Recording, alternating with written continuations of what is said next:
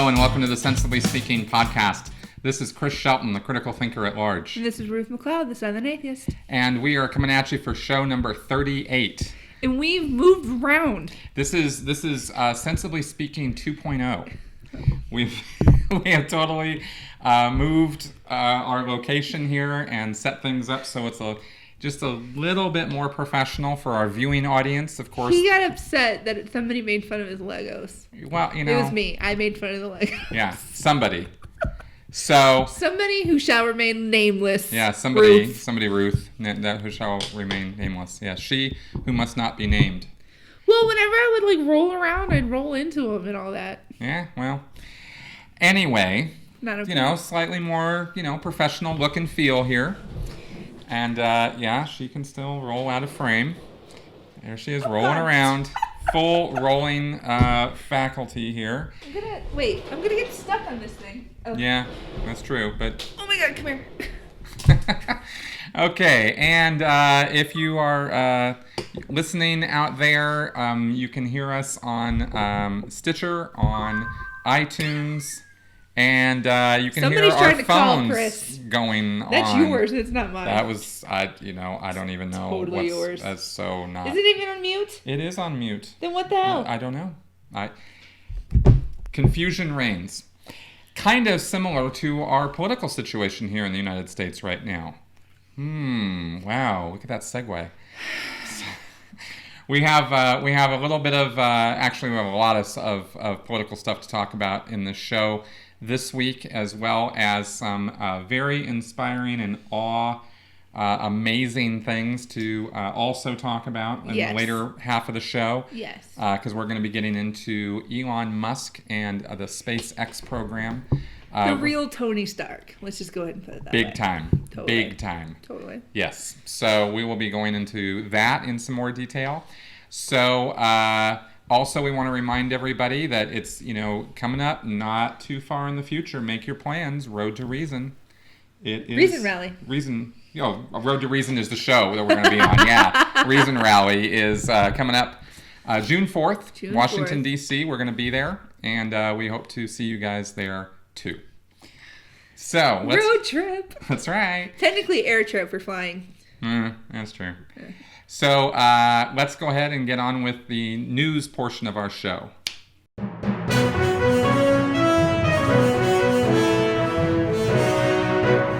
In the news. Okay, last night, this is, of course, as usual, recording on Thursday, posting up on Saturday, so it'll be a couple days ago, but I believe it'll still be being talked about quite a bit, is Donald Trump's first actual speech. One, given off a teleprompter. Two, actually stating some degree of policy positions and not just fluff and rhetoric for the sake of rhetoric. So someone put a leash on him and said, here, say these words. Kind of. They're not great words, but say them. Pretty much. They are definitely not great words. Don't go off script.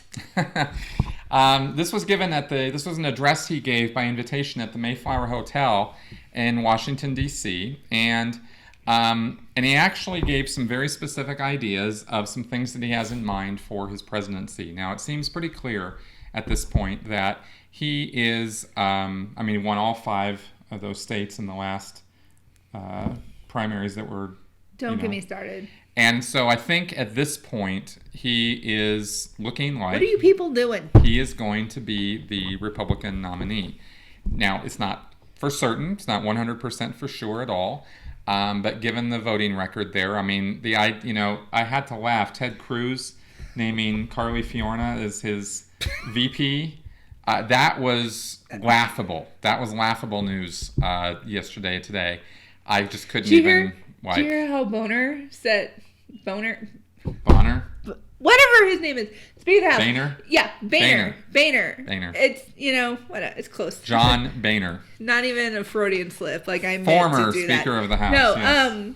No, so you know how he came out and said that working with Cruz was like working with Lucifer himself? Yes. Incarnate? Yes. He is Lucifer incarnate. Yes. Wow. For one sniveling man to call another sniveling man Lucifer. That was pretty, Cruz is definitely not feeling the love right now. And from this speech that Trump gave, it looks like Trump is. And by that I mean that now the actual machinery is going into motion to give him a solid foundation that he can start appealing to moderates and a wider base and the independent votes, which he's going to need if he's going to actually win this thing. This was not supposed to happen. Trump was supposed to be like a 5-week joke that we all had like back in October or whatever, and now here we are. That's right. It is almost May, people. This might almost be a possibility. Like, yeah. I'm so annoyed with it, I can't make words happen. Well, and the Democrats in this particular case, as far as we're concerned, really only have themselves to blame. And by that, I don't mean like all the Democrats. I'm talking about the DNC, because they're the ones who decided, as we've gone over in past weeks, to back Hillary, name Hillary as the candidate of choice before there was even a race, before anything was even going on. Yeah, that she was the named. I'm not like raw boo Hillary, but I am raw boo DNC, because that was a ludicrous concept. Fine.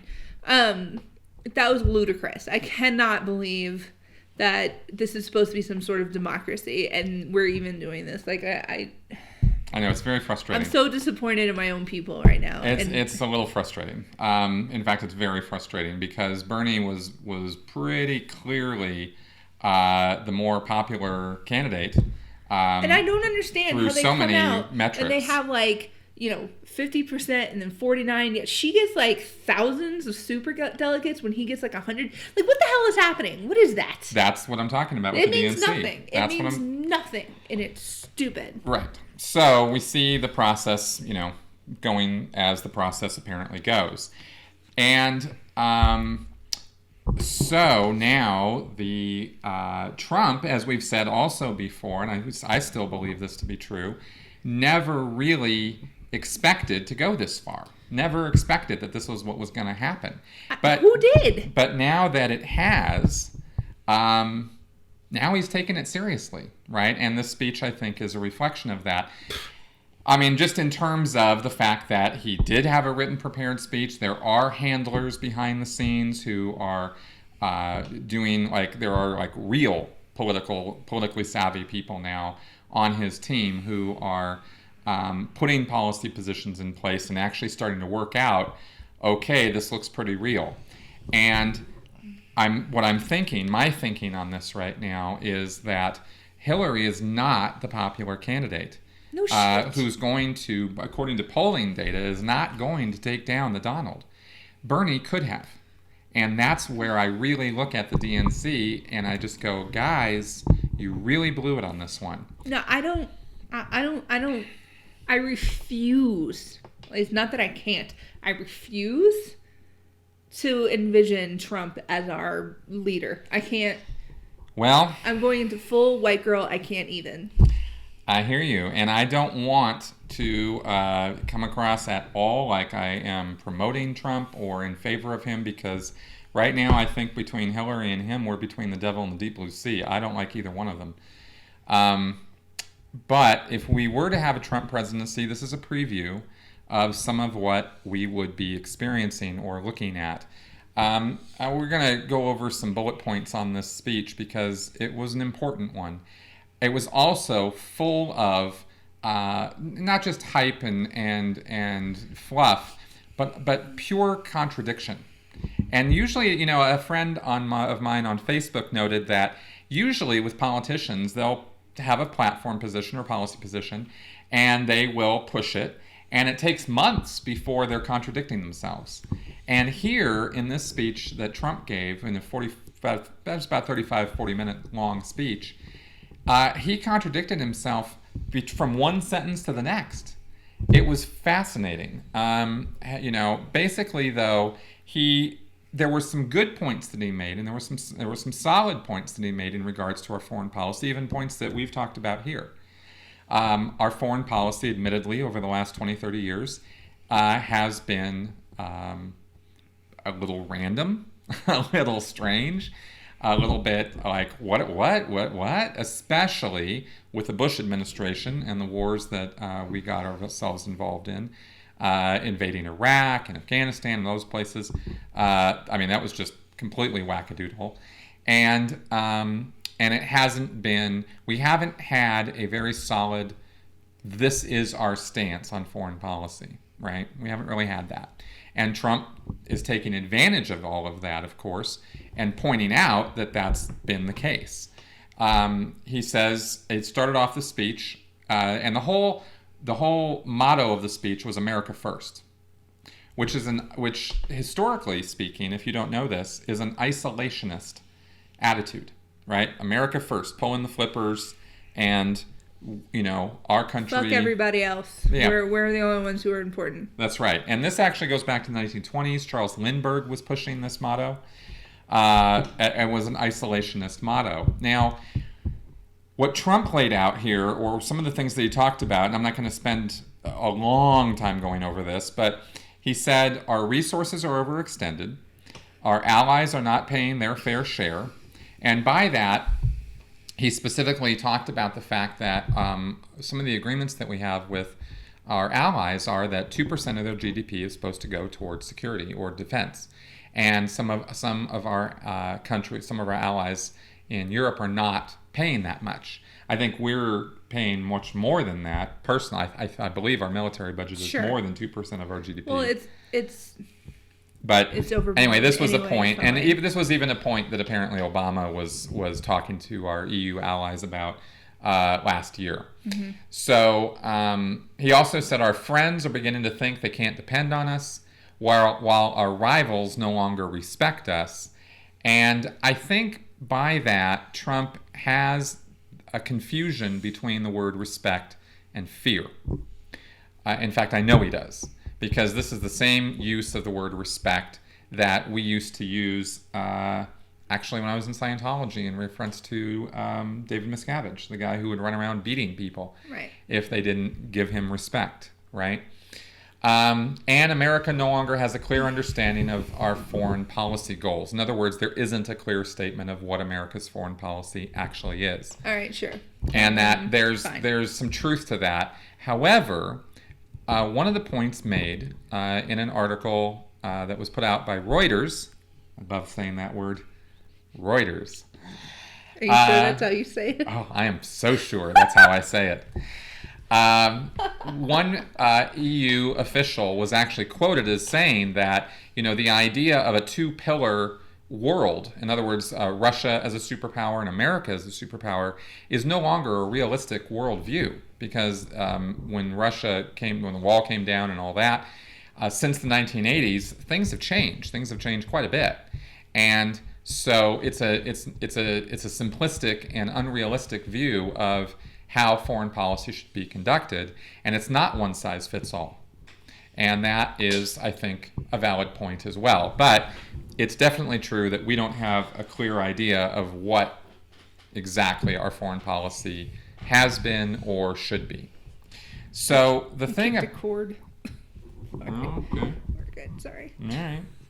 Kicking chords here. Sorry. That's how pissed we are about this. You don't Kicking see what's chords. going on underneath the table, but... it's like that. I had my boots on, sorry. Yeah, so I found it fascinating, some of the stuff he was saying. And my friend, Scott out there, thank you, if you're watching this. Yeah, this is really cool. He actually put together a little graph or a chart of basically when you look at or examine Trump's speech, right? And it's available online, or you can watch the whole thing, and I did today. You can see that he jumps back and forth between these two opposite poles, one of them being America as an isolationist, right? Isolationism versus imperialism, right? And I mean like an imperial attitude, and it's right out of Star Wars. I was gonna say like stormtroopers and stuff. Yeah, like that kind of imperialism. Robbie's gonna be so proud of me that I was able to make that connection. That's right. And here are some direct quotes taken from his speech where you see him basically contradicting himself or saying one thing and then just a sentence or two later saying something completely different. He said, for example, we are focusing on creating stability in the world. Fair enough. But then, in the next breath, he says, we must as a nation be more unpredictable. Okay, well, I don't know how that fits in with stability. Another example. Our allies must contribute toward the financial, political, and human costs of our tremendous security burden. And here, of course, he's referring to the fact that we are providing a lot of security, a lot of cloak of security to a lot of our allies. And that is true. And they rely on us for that. He then says, to all our friends and allies, I say America is going to be strong again. America is going to be a reliable friend and ally again. So, is there a burden, or are we a good, strong friend, right? And he really batted back and forth between these two things. There was a lot of blame, shame on the part of our allies because they're not paying their fair share and doing their part, and yet he's saying we're going to be their big brother. And you're kind of like, this. It comes across very much like we're going to be the big brother who's the big bully who likes to beat up on him. It's not. I didn't think it was very good. He was ruthlessly chastising President Obama as the single source of everything that was wrong with America's foreign policy. Repeated that mantra over and over again throughout the speech. Now, of course, when you're the president of the United States, the buck stops with you. You're right? the Antichrist. You are responsible for the decisions that are made under your administration. And I'm down with that. You're the devil. So I'm not trying to shift blame from Obama Terrorist. or saying that Obama didn't make mistakes. But if we go back a little bit, Bush, Clinton, idiot. Bush, idiot. Reagan. Complete We have earlier people on the line who made some pretty important foreign policy decisions, and somehow they didn't quite get the same shellacking. They didn't get called the Antichrist. No, they did not. And he said or like somebody who can't spell, he was the Antichrist. He said, for example, President Obama has weakened our military. And we actually talked in that episode where I talked about being fiscally conservative and socially liberal. We went over the whole budget of the United States. Yeah, the one I got spending. Hit for. Thanks. Okay. So, yeah, in that one, we talked about the fact that President Obama did not actually weaken the military. It was Congress that did that through the, what were that called? The sequester, right? And the enforced downsizing and decreased military spending. And that in the last 2 years, Obama has put forward a budget that increases military spending. And he's made public statements that the military has to be built back up. No. He's done that. No. Obama is the Antichrist. Okay, we can't look at statistics and facts here. Okay. We just have to go with our gut, obviously. His name is Osama, or whatever it is, obviously. Well, of course. Trump said President Obama's weakened our military. I just wanted to, balance that out with a little bit of truth. By the way, I need people to know that I'm joking about all of it. Shut up. Shh. I need people to know that I am joking. Now, obviously. In terms of contradictory statements, Trump then said, we have spent trillions of dollars over time on planes, missiles, ships, equipment, building up our military to provide a strong defense for Europe and Asia. So, which is it? Obama weakened the military, or we've spent trillions of dollars building it up so that we can provide a strong defense for Europe and Asia? Well, it's obviously both. Okay, obviously. He weakened it by giving it more money and making it stronger. Yeah. Obviously. Sounds logical to me. Couple other points here, and this was actually really, and then he said, quote, and then there's ISIS. I have a simple message for them. Their days are numbered. I won't tell them where, and I won't tell them how. In other words, he was saying in the speech how he had a plan of some kind, some sort of military plan, to just take them out. And he made it sound like it was a one-shot, one-kill sort of solution. Like he's got like the Plan A envelope, and there's no other envelopes because this is gonna work. Exactly. All right. So he's talked very strongly throughout the speech about military force and using force throughout the Middle East, throughout the world. All right, got it. It's good American guns blazing. Got it. Let's do it. He then says, war and aggression will not be my first instinct, which really was very contradictory to not only how he's going to deal with ISIS, what's he going to do? Give him kitten kisses? Yeah, like, I don't know. That doesn't make any... What? It didn't make a lot of sense that he would say one thing and then say another. Like, it's a very mixed message, and I was very confused by it. I really tried to figure out and make sense of how he could have both positions at the same time, and they don't go together, and that's why it's on this chart. Did he have like 4 people writing this speech? I don't know how many. I don't know. I don't know. You know, and then of course he says, we'll spend what we need to rebuild our military. It is the cheapest investment we can make. We will develop, build, and purchase the best equipment known to mankind. Our military dominance must be unquestioned. But I thought we already spent a bunch of money. And then he says, but we will look for savings and spend our money wisely. And he talked about how every dollar was going to be accounted for, every dollar. And of course, anybody who knows anything about military contractors and military spending knows that's absolutely ridiculous assertion. No. So there was some interesting backlash. That was a roller coaster. That was fun. That's my point. It is a roller coaster ride with this guy. And I don't want to be taken for a ride for the next 4 years because I don't know where that ride's going to go. It's going to go to hell, obviously. Hello, we've been talking about the Antichrist this whole entire time. The next step is obviously we're going to go to hell. It's what did you say? Hell or deep water or something like this? Yeah, it's obviously going to be hell. Between the devil and the deep blue sea, right? And that was my comparative between Hillary and Trump. I'm the worst Southern person ever. I've never heard of that phrase before, and I feel like I should have. Yeah, being caught between the devil and the deep blue sea. Rock in a hard place. Yeah, same Is thing. this going to be another Red Vines Twizzlers thing? Because I have a feeling. I have no comment on the matter.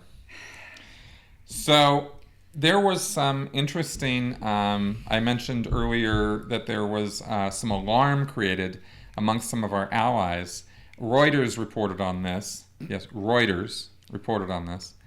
And I'll just give a couple quotes here.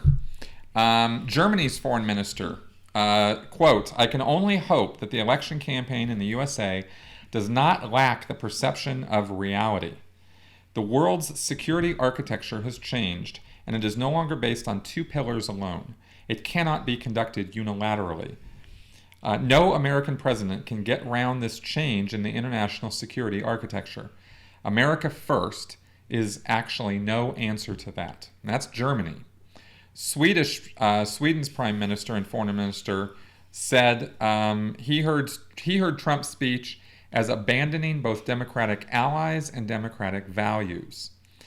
Trump, he said, for example, Trump had not a word against Russian aggression in Ukraine, but plenty against past U.S. support for democracy in Egypt. So, not so good there. And then the whole thing of, South Korea. Sorry, this last South Korea here said that Trump would be the first isolationist to be U.S. presidential candidate, while in the post-war era, all the U.S. presidents have been to varying degrees internationalists.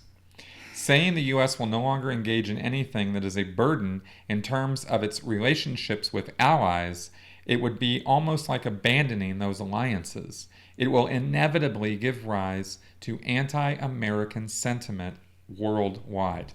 And that's a prophetic statement that scared me.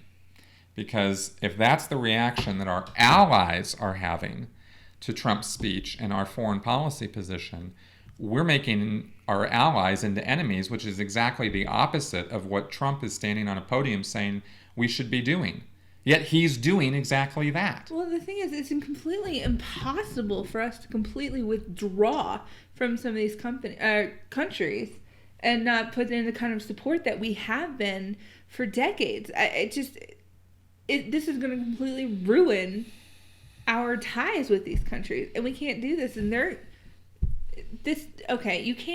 you can't go around and say, oh, we're gonna stomp all over everything, and then pull back and say, no, we're just gonna focus on us. What? That's the contradiction. That's what I'm talking about. And as far as Middle Eastern or Arab country reactions to this, it wasn't just negative reactions out of the European Union. Mm-hmm. There was a guy in Kuwaiti tweeting. Kuwaiti tweeter. There you says go. Here, right? Mohammed Al-Amar wrote, some of his speech is correct and logical, but the problem is he's still Trump. And Trump, of course, because he called for a ban on Muslims, because he called for, some of the just the very alarming things that he's been saying about the whole Middle East and his very racist and bigoted attitudes, that has not gone unnoticed in the international community. And nobody in the Arab countries wants to deal with him.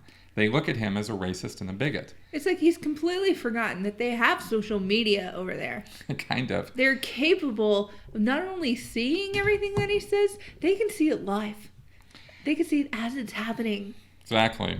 So, anyway, that's Trump making friends and influencing people with his first policy position speech. And it was a scary one. And so I thought it was worth some detailed review. And there's going to be someone who has watched his entire 45-minute speech, and they think it was the most magnificent thing they have ever heard in their entire lives. And they're going to vote for him. People who have been on the fence who are like, oh, look at him finally getting his act together. They're going to vote for him. This completely petrifies me as an American citizen. I'm petrified that this person has even got to this point where we have to sit here and think about what his foreign policy is going to be.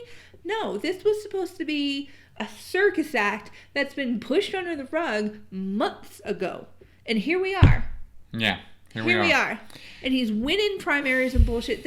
I'm not okay. It's very alarming. And if you do not have an alarmed reaction to at least some of this, then I don't know that you're really looking at the big picture. Because what he's talking about here and some of the reactions to what he was talking about, these are important. These matter, and these are going to have long-term consequences for this country. So if this is all enacted, I mean, right now it's just a speech. But, it's the beginning of a road that goes somewhere, and I really don't like where I'm seeing that it's going. I don't take a lot into account, and I don't like to say that I'm offended a lot, like it means something, because I know a lot of times people are like, I'm offended, and I don't give a shit. This offends me. This man is just offensive to the American way of life. And the fact that so many Americans are like, oh yeah, this is fantastic. You are living in the past, and you're trying to drag us back there with you. And this is just going to completely ruin this country as a whole. So I'm completely offended that someone is doing this to a country that I absolutely love and adore. Yeah. Well, we will see how this plays out. Also in the news, there was an opinion piece that I wanted to talk about a little bit, and this is in regards to Bernie Sanders. We're done with Trump now. And now Bernie, of course, is having a real hard time, and Bernie is definitely looking like he ain't taking this thing. It's not a total write-off. There is the whole Bernie or bust thing going on right now, but it looks pretty much like that's not going to happen. Now, the encouraging thing about this is that Bernie's not particularly planning on just walking away, and he wants to use the momentum and the forward inertial movement that he's got to use that motion to affect the midterm elections, right, for the congressional seats that we've been talking about, and keep this burning need for change. Totally did not do that on purpose.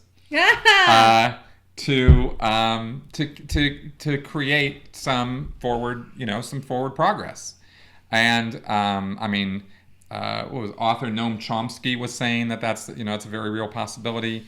There's a lot of support out there for him still, and I don't think that we're looking at the death of the movement for change, with him not getting the presidential nomination.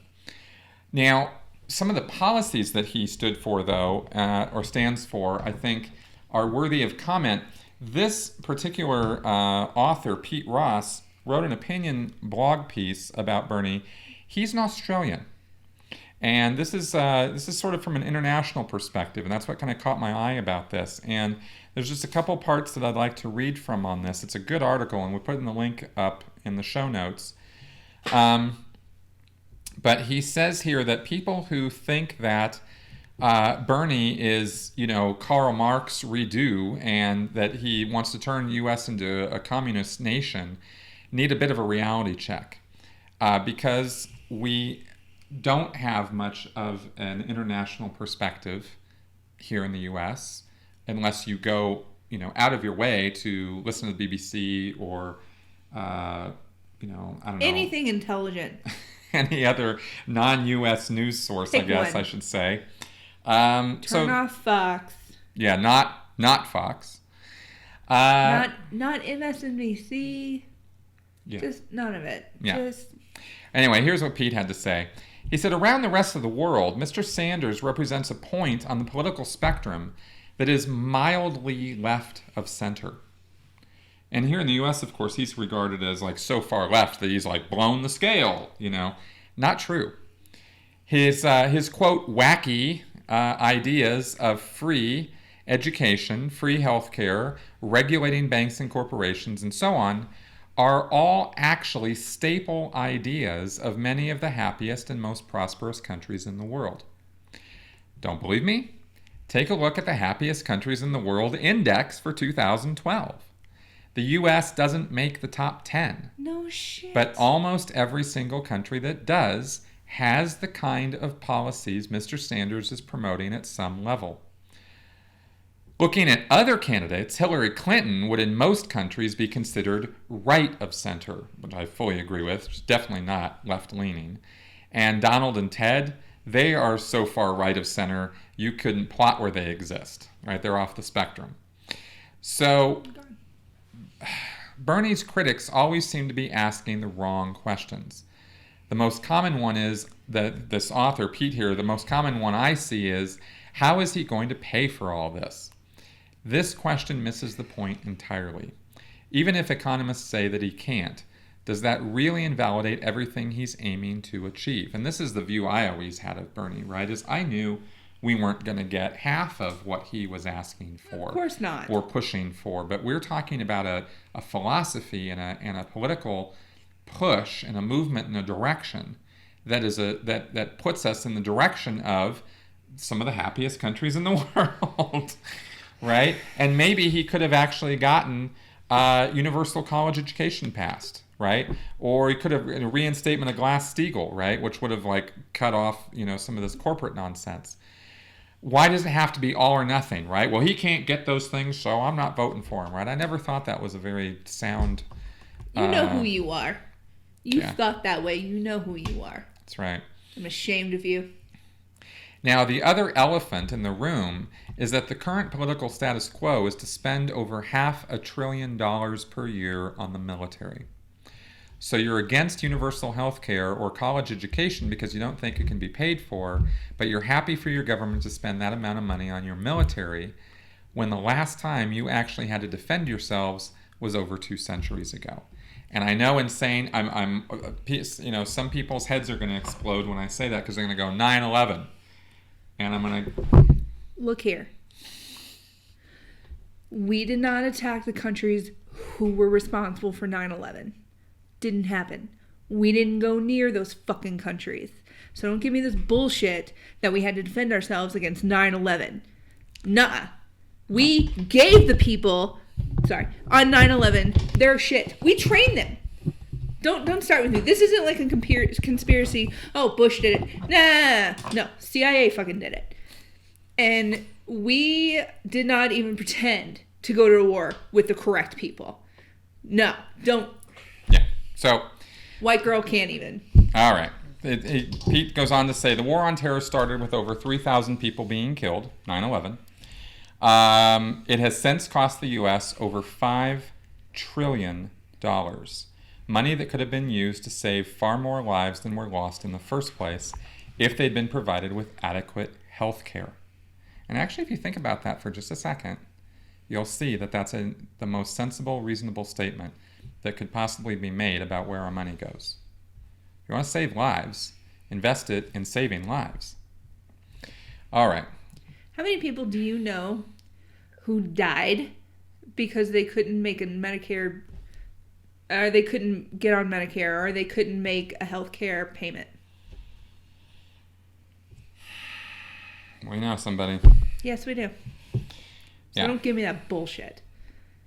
In Yeah. Congress and senators and all this, they keep, raising how much money they get, their salary, all the time. Every time they need a raise, they can find that fucking money.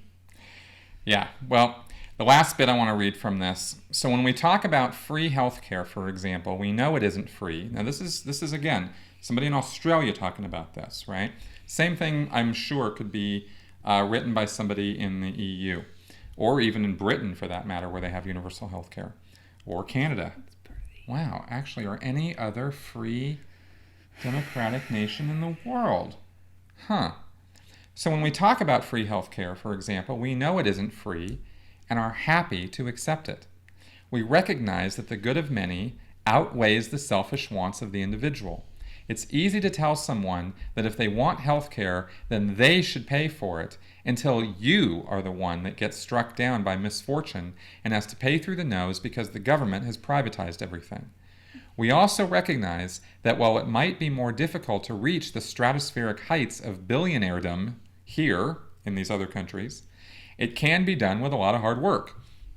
And that's absolutely true. How many billionaires are in Europe, are in Australia, are in Canada? It's not like everybody there in these countries are all a bunch of poor people. That's not an accurate reflection of how it is there. Yeah, but right? Don't get them wrong. They're still white trash. Yeah, well, we white trash people will be all over the place, no matter what free shit you give us. Because if you're giving us free shit, we're going to show up. Exactly. It's going to happen. He says, do we still bitch that we're paying too much in tax? Sure, who doesn't? But most of us made peace with high taxation long ago because it means, 1, we won't lose our job and get bankrupted by the hospital bill if we get sick. 2, we can attend university for a reasonable fee, not leaving us saddled with horrific debt. Imagine that for a second. No student debts. 3, we can work a minimum wage job and actually survive on the income. 4, we have a real shot at moving up in society if we work hard. So are those things not the things that we learned were the American dream in school? They certainly were what I learned. So I think my teachers were just jaded at the point. Because when I was going through school, it was just like, take the test, get out, take the test, get out, take the test, get out. And, if you want to go to college and not pay for it, join the military, and maybe you won't die. Well, no one should have to have that choice. Either potentially die and get free education, or don't. Or go to school and pay a couple $100 every month for the next 30 years. Or longer, whatever. And no one should have to set up a GoFundMe page to pay for a surgery that's going to save your life. No one should have to do that. You shouldn't have a doctor not be able to treat you because you can't pay for it and insurance won't pay for it. You shouldn't have to choose which doctor you can use based on who your insurance tells you to go see, which is actually literally happening to me right now. I have to drop one of my doctors because my insurance refuses to work with them anymore. Thanks, insurance company. Yeah. So, and this health insurance thing is actually a really, really, really big deal. It's huge. Right? It's a big deal. I mean, like you said, last year we knew somebody who died because of this. Yeah. So we're a little passionate about it. Yeah. Right. We also experience our own nonsense with this that we've talked about. Right. Yeah. It's not like what we have right now is anywhere close to what these other countries are getting. And it matters, right? We're talking about longevity and quality of life. And I don't understand why people poo-poo the idea of having all of our citizens have access to health coverage. I don't actually understand it either. I don't I get actually it. don't get it. Because then they're like, oh, well, who's going to pay for it? We all do with our taxes. We already pay for goods and services with our taxes. I don't understand why I should be okay with paying taxes for schools when I don't have children, which, by the way, I'm totally okay with it because I don't want to grow up, or I don't want them to grow up and run my country as complete fucktard idiots. Right. But then education does have something to do with all of us. Exactly. And I don't mind paying taxes for police officers, for firefighters, for sidewalks, for roads, right. for streetlights. I don't have a problem paying with that. So you know what? I won't have a problem paying a little bit more out of my paycheck so someone can get a freaking surgery so they don't die. Are you kidding me? Right. I cannot believe that we have so many people who are upset that this could possibly happen. Like, I don't get it. Well, if you are, drop us a line. Let us know why. Yeah, and convince me otherwise. I want one of you people to drop us a line to tell us what you have against healthcare, because I'm positive you're also one of those people who are freaking pro-life. Well, okay. I mean, all of that aside, right? I actually am really asking, because I'd actually like to know what are the points on this. It's always the people who are like, oh, protect the babies, but no one can have health insurance. Yeah, what? Yeah. So anyway, let us know. We're interested actually, and I actually would like to know. Do you have Twizzlers? I need to calm down. I don't. I just have red vines. Those make me angrier. Moving on to our next story here, and this will be our last one. This was just kind of fun. We talked about the whole "In God We Trust" thing. It's in our money. It's being put on the side of police cars, fire, engines, etc. Right? And of course, we kind of wonder how that fits in with this little thing called separation of church and state, right? So in Arkansas, of all places, this was just really kind of cute. This surprised me. The Austin Police Department in Arkansas, it's not Austin, Texas, Austin, Arkansas, is defying this "We the People" or the "In God We Trust" trend by putting "We the People" on their vehicles because they are there to defend the Constitution. Ha ha ha! And it's actually, scroll back up a little bit. Let me see that. Mm-hmm. It's actually really, it looks the same script that it is on the Constitution. On the Constitution. And it's actually really cool. And it's, on the back bumper right above the license plate. Mm-hmm. And it's very obvious. I think this says more about this police force in Arkansas than the ones who are wanting to slap "In God We Trust" on everything. Because this, to me, is an inclusive. If I saw a police officer show up with this on his car, I would feel incredibly more comfortable than a police officer who showed up that said "In God We Trust." Not because I'm going to immediately judge the officer, but because this, to me, shows me that at least the sheriff and all the deputies came together and you know what? We want to put together a united front for the entire populace that we protect and serve. And that's actually, he issued a statement. Chief James Kulesa actually said that's exactly why they did this, is what Ruth was just saying. Yay. There. And they haven't had a single complaint about this. The "We the People" slogan shows that they represent everybody and that they themselves are part of the people. Yes. And that's pretty clever.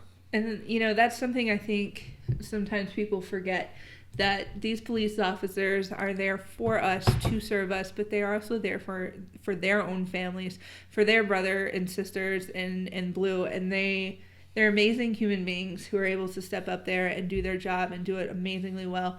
And I completely applaud this. I think this is fantastic. I thought it was awesome. So I just had to note that one. That was a good one. Absolutely. All right, so we're going to go on to our next section. What are you talking about? What are you talking about? What are you talking about? All right, this week we're going to spend a little bit of time talking about Elon Musk and the SpaceX or space exploration program that he started. Elon Musk, as far as I'm concerned, is one of the most important people in this world. I know it sounds corny, and I know it sounds like kind of stupid or whatever, but I actually believe that. He's a total dreamboat. He's stepping up. Do you have a crush? And I have a man crush. because I think everybody at this point knows that I love Iron Man. And let's face it, if there is a real world Tony Stark in the world, it's Elon Musk. Yeah. If this guy had an Iron Man suit and was fighting crime, like that would be the only way he could get closer to being Tony Stark. I mean, this guy. Walk around and go, I mean, he is the man. And here's why. The guy starts, he graduates college. He goes and starts PayPal. He sells it for like millions or, $1 billion or something to eBay. And then what does he do? When he was in college, he looked at what was going on with the world, and he looked at 5 things, and I don't remember all of them off the top of my head, but he had 5 things he was looking at that he thought were going to shape the world, that were actually going to be technologies that were going to truly innovate and change things. One of them was the internet. Well, sure enough, right? And one of them was genetic research, genome research. One of them was artificial intelligence, which he hasn't really gotten into, but it's there. And one of them was space exploration, right? And the other one, I'm remembering all 5. The other one was alternative energy resources, right? And so this guy could have easily, right? He starts PayPal, sells it off. Guy could be spending the rest of his life living high on the hog. Just doing whatever. Doing whatever he wants. You're pulling a lot of these slangs out of nowhere, and my southern heart's a little proud of you. So instead, he's living on the hog. Yeah, high on the hog. Whatever. Yeah. That too. I'm a bad southern person. But instead, he takes that money and he actually reinvests it into starting SpaceX, which is just one of the other companies. Of course, he also starts Tesla, and makes this car that is an actual, real alternative energy vehicle that could, if the cost could come down in such a way that it could be mass distributed, could actually make a difference in the environmental impact of us human beings on this planet. And regardless of whether you think climate change is a thing or not, it is. But whether you think it is or isn't, there's nothing but positive out of creating less of an economic footprint. And then we have space exploration. And again, this guy starts a company and gets it going and is heading it up. And he's actually, trained and is designing. He's the chief designer of this company. He's not just throwing money at it. He's investing his own time and brain into this thing, and has now come up with this Dragon capsule and the what's that thing called? The we got this the heavy Falcon Heavy, Falcon Heavy rocket system, right? I'm sorry, who's ever naming these things is just having a great time. Totally, probably him. Great time. So you have this rocket system that is reusable, that can fire this thing off. And what I was reading in this article today, we put the link again in the show notes from NASA, is that they are very seriously putting forward plans to go to Mars in 2018 and get this thing going, right? And we're not talking about colonizing Mars in 2018, but we're talking about the first steps in that direction. Right. He's basically sending Red Dragon to go to Mars to do a soft landing there, to be able to see how it goes. Right. And then NASA using that NASA's assistance to be able to do it. And then they're going to send another rocket to do like a full landing on there. And I believe what I would assume they're doing, and I didn't read the entire article. I'm sorry. I'm not as Chris is. But I would imagine the second one that they're going to be sending, the Dragon 2, they're going to want to do like a full landing and then try to maybe take back off.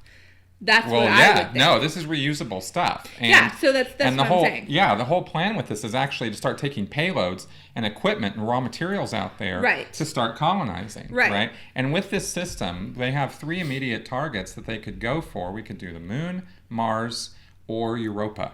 Now, Europa is one of the moons of Jupiter, and it is an ice-covered water world. And we're talking about resources. We're also talking about the potential on Europa of life. there could be life out there. Now, we're not talking about intelligent life where, there's people under the cities or something. We're not talking about bacteria, that. But we're talking about life. Yeah. And if you find life somewhere else in the universe right now, that's kind of a big deal, right? But also, and this is where I get really excited about this stuff, is the colonization of these other planets is, I believe, what our future as a species, as a race, depends on. Because we're using up the resources of this planet. It's kind of indisputable. We're up to 8 billion people now. Are we really at 8? Oh, yeah. And stop fucking, y'all. Yeah, not quite. Stop. That's not going to happen. And so there's a lot of space on this planet. There's a lot of resources on this planet.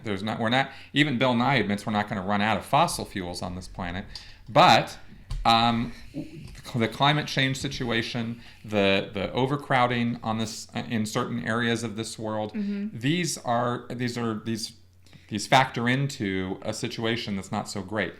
If we can actually do the Star Trek thing and move out into space and do the final frontier thing, we will have more resources to bring back to this planet, right? I mean, look at Europa, for example, an entire planet or moon of water. That's a lot of resource there. We've also got, the asteroid belt, that there's resources there, right? We're talking about minerals and maybe water resources and things like that. So there's good reasons to go out there. It's not just some sort of science fiction quest nerdgasm that we're trying to have here. We are talking about the future of the human race, and that future is out there. So it's guys like Elon Musk who don't just talk about it or dream about it or write about it. He's the kind of guy who actually makes it happen. And that's why I consider him, pretty heroic and pretty important person. Chris is a fanboy. I am. But I think that we really need to focus on the idea that our planet will run out of resources eventually that the humans need to survive. That's what I'm talking about. This planet is going to continue to go on without us. It won't care whether we're here or not. Right. So we really need to be focused on the things that are going to be sustainable to humans. And that's why I think Chris is geeking out as much as he should be geeking out, as much as we all should be geeking out. Big time. Because this is incredible to even say that the human race is getting to this point where we're going to other planets. Can you imagine talking to somebody from 50 years ago and saying, not only have we gone to the moon and back, we've put shit on Mars. And we're going to go put more stuff on Mars. And we're going to put people on Mars. And we can go further. We can take pictures of all this place, and we can start going there. And we can go to Mars, and then we can come back. See, It's not a one-way trip. No. Right? Because that's kind of important. Yeah, that is kind of important. Kind of important. A little bit important. A little bit. But, we can go to other planets and get resources that we need. That is just amazing. And, it should blow your mind. Mm-hmm. And if it's not, then you're too jaded and I can't have a conversation with you. Because at first when Chris is like, oh, we need to talk about SpaceX, I'm like, oh my God, this is going to be an hour-long science ridiculousness. No, I know, because I'm that girl. I am that girl. I am that perpetual white girl that goes, oh my God, I can't even. But this blows my mind. And it should. And it's incredible. And I'm incredibly excited and proud, and I can't even come up with other words besides incredible right now. Yeah, definitely. Can't even. There's my white girl. Can't even. She is awe-inspired. Very white. Look at this. Very. Super white. That's right. So I think that this deserves a lot of attention and support, and I think that Elon Musk is doing what needs to be done. Oh my God, and he's super hot. Yeah, I'm not. He's okay, all right. He's all right. Not okay, good. So, yeah. Anyway, like I said, worth talking about. And I think that, if when we expand us out to that, I mean, it blows the whole the sky's the limit thing. Yeah. I mean, yeah. What are we going to say then? The universe is the limit? I mean... Yeah. And then you know what? In 50 years from now, we'll say something else, because something else will completely just put a new meaning on human life, and it's incredible. And I can't wait. See, I'm saying incredible again. I can't wait to see what happens next. Exactly. All right, folks. So with that, we've come to the end of our show. Thank you very much for sticking with us and watching us through all of our temper tantrums and irate. He says "our" like he also threw a tantrum with me. He didn't. He's always calm, cool, collected. We all know why I'm here. I'm here to blow up and to freak out and say the words and curse. That we all know why I'm here. It's fine. You don't have to lie to the people. They know why I'm here. All right. So I'm not here for logical stuff. So thanks a lot. If you have any comments or feedback at all, put them in the comment section below. And we are pointing. At our feet. And that's right. Put them in the comment section there. Let us know. Email us. Write us. We're very interested in your feedback and your opinions and your take on what we're talking about. And we really do appreciate every single one of them, even the ones that absolutely hate and despise us and think that we're totally off the rails. I'm sorry, you know my voice is annoying. It's all good. I'm sorry. Let us know. Can't help it. So, and we will see you guys at the Reason Rally. Yeah. Yeah. Okay, good. Thanks a lot for coming around. Thanks, y'all.